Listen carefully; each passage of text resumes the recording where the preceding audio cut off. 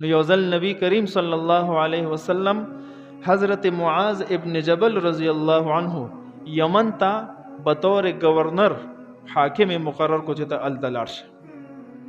خو یو څو وصیتونه ورته کوي چې اے معاذ یاد ساته، انک تأتی قوما اهل کتاب، ته داسې قوم له روان یې چې هغه اهل کتاب دي، یهود دي یا نصارا دي.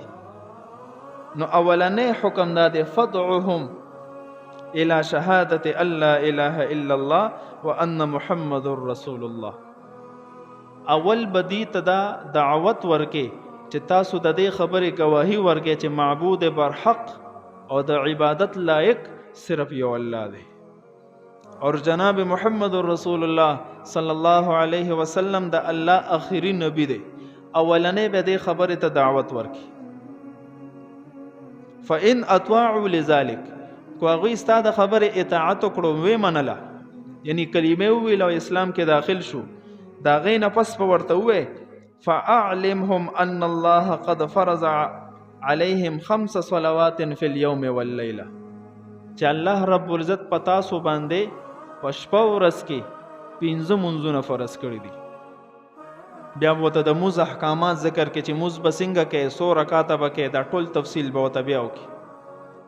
فإن اطاعوا لذلك، کو دا خبره مومنله فاعلمهم، نو بیا به ورته دوه ان الله فرض عليهم صدقه، الله پتا سو باندې زکاتم فرض کړی دی، تؤخذ من اغنیائهم فترد على فقرائهم، چې دغه زکات پستاسو د مالدار خلکو نه اغستلی شي او ستاسو د قوم چې کم فقیران خلک دي ماغوی ته به ورکول شي، باغی په تقسیمول شي. فانهم اطاعوا لذلك، چې دا خبرم در سره ومني، نو بیا یاد ساته اے معاذ رضی الله عنه فإياك وكرائم اموالهم، چې کله ته دا غینه زکات راخلې نو بهترین مال به پکې نه لټې.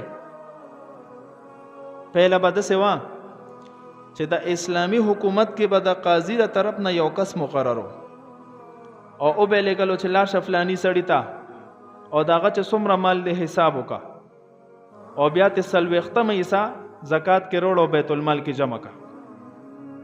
نو دا سړی بلاړو داغه حساب به کو سلوختم ایسا به تیرا واغستا. هغه وخت کې د اوخان چلې ګړې بيزه دا بزیاته وی خلکو سره، کنن سبا د کلیوالو خلکو سره دا غواګانې او دا مویشي وسره زیات وي. نو الته به حساب کو چې د کم ګډ یا کم اوخ په زکات کې لازمې دو نه به تراوسو بیت المال کې به ودرول.